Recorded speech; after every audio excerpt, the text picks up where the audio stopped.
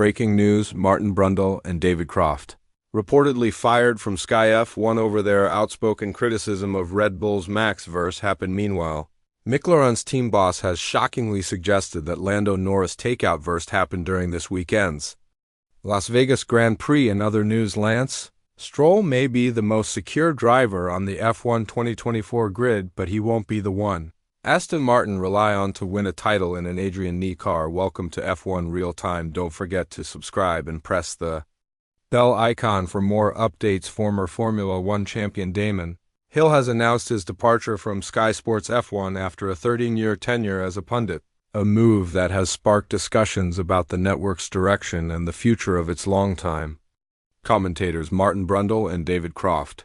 Hill's decision follows a storm of criticism for his comments on Max Verstappen, which he received after the Mexican Grand Prix. Former Sky pundit Johnny Herbert, who faced a similar exit in 2022, hinted at potential changes within Sky's team and offered insight into Hill's departure. Hill, the 1996 world champion, stirred controversy with remarks suggesting Verstappen lacks the capability for fair racing, describing it as not in his repertoire.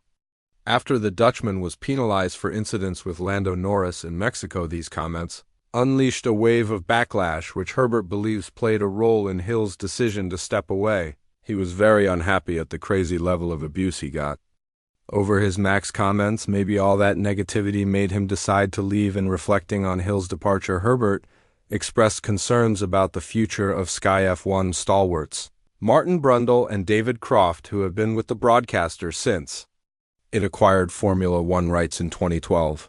There is change going on. If Hill is pushed, then you wonder what could happen to Martin Brundle and David Croft. While Hill's departure has been framed as a mutual decision, Herbert speculated whether dissatisfaction or external pressures prompted the move, citing his own experience of being let go by Sky F1. Announcing his departure on social media, Hill expressed gratitude for his time with Sky, praising his colleagues as the most impressive bunch of professionals it has ever been my pleasure to have worked with. It's been a fantastic 13 years with Sky Sports F1. But all good things come to an end. Looking forward to new challenges. The timing of Hill's departure comes as the F1 2024 season approaches its conclusion, with Max Verstappen on the verge of securing his fourth consecutive world championship. He needs to outscore Lando Norris by 3 points at this weekend's Las Vegas Grand Prix to claim the title, making him only the second driver in history to win his first 4 titles consecutively. Meanwhile, McLaren CEO Zak Brown has urged Lando Norris to challenge Max Verstappen aggressively but fairly as the duo on track rivalry continues to intensify in the closing stages of the F1 2024 season. Brown emphasized that driving into rivals is not McLaren's style, as tensions between Norris and Verstappen reach a boiling point ahead of the Las Vegas Grand Prix. While Verstappen has dominated Formula One over the past 2 seasons with a record-breaking 19 wins in 2023, this year has seen the Dutchman pushed harder than ever. Despite his 62-point lead over Norris and a near-certain 4th consecutive world championship, Verstappen's path has been marred by incidents with his former travel companion and post-celebrant. The rivalry took a sharp turn at the Red Bull Ring, where the two made contact, both suffering punctures while they patched things up with a phone call. The friendship further frayed in Austin and Mexico. Norris was penalized for passing Verstappen off the track, though the penalty was mitigated as Verstappen had pushed him wide. Mexico, Verstappen received 2 10-second penalties, first for forcing Norris off the track and then for an illegal overtake that pushed the McLaren driver perilously close to the wall. Norris labeled Verstappen's actions in Mexico as dangerous, a sentiment that underscored their increasing animosity. Reflecting on the escalating tension, Brown defended Norris's approach while cautioning against brutal tactics reminiscent of Lewis Hamilton's contentious battles with Verstappen during their 2021 title fight. Lando drove brilliantly in Austin. The only thing he could have done differently would have been to drive into Max's car. But that's not our style and not Lando either. Acknowledging Verstappen's penchant for pushing the boundaries, Brown stressed the importance of setting clear limits without resorting to unsportsmanlike behavior. Max is an incredible racing driver who pushes the rules to the limit, but you have to show him where the limits are. If that's not done, there will be scenes like the one between Lewis and Max in 2021 when Lewis said to himself, "Enough is enough." Norris's ability to rise to the occasion has come under scrutiny from pundits like Eddie Jordan, who questioned whether the Briton has what it takes to become a great world champion. However, Brown dismissed such doubts, praising Norris for his hard yet fair racing style and highlighting the broader discussions sparked by their recent on-track clashes with Vera and poised to clinch the title by outscoring Norris by just 3 points in Las Vegas. The final triple header of the season promises fireworks for Norris and McLaren. The focus remains on fighting until the end while maintaining their integrity on and off the track. Meanwhile,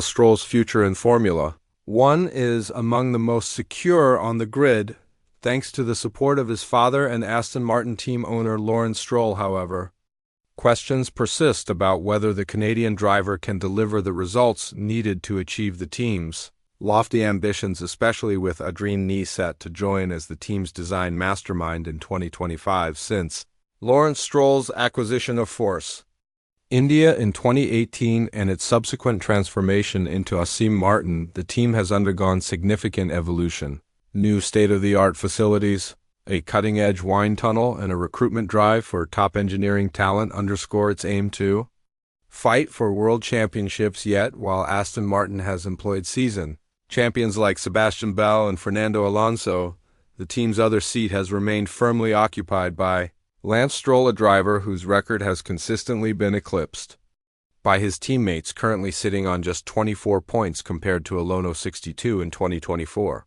Stroll's performances continued to fuel debate. His most recent low point came in Brazil, where he beat his car on the formation lap attempting to navigate AS and gravel trap. Critics, including former karting rival Euro, a peer and commentator, Ola Moll, have questioned his place in F1, with Mold disparagingly comparing Stroll's intelligence to a dead dinosaur egg. Despite the criticism, BBC journalist Andrew Benson argues that Stroll's seat is secure for as long as he desires it. People who know Lawrence Stroll well and have worked for him believe he bought an F1 team for his son, and his big ambition is for Lance to become world champion. Benson explained in a Q&A the upcoming arrival of Adrian Newey, F1's most celebrated design engineer, signals Aston Martin's intent to compete at the pinnacle of the sport. But even with Newey's expertise, doubts remain about Stroll's ability to lead the team to championship success. Lance Stroll clearly has talent, Benson admitted, citing his standout wet weather pole at Turkey in 2020.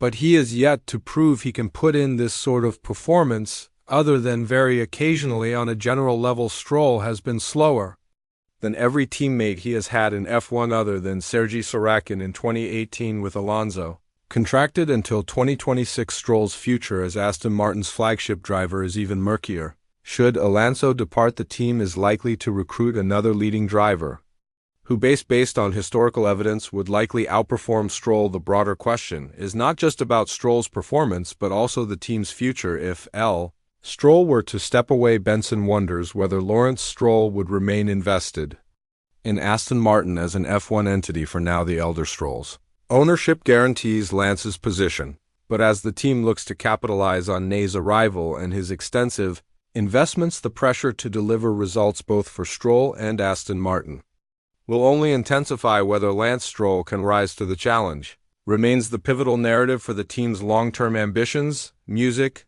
applause.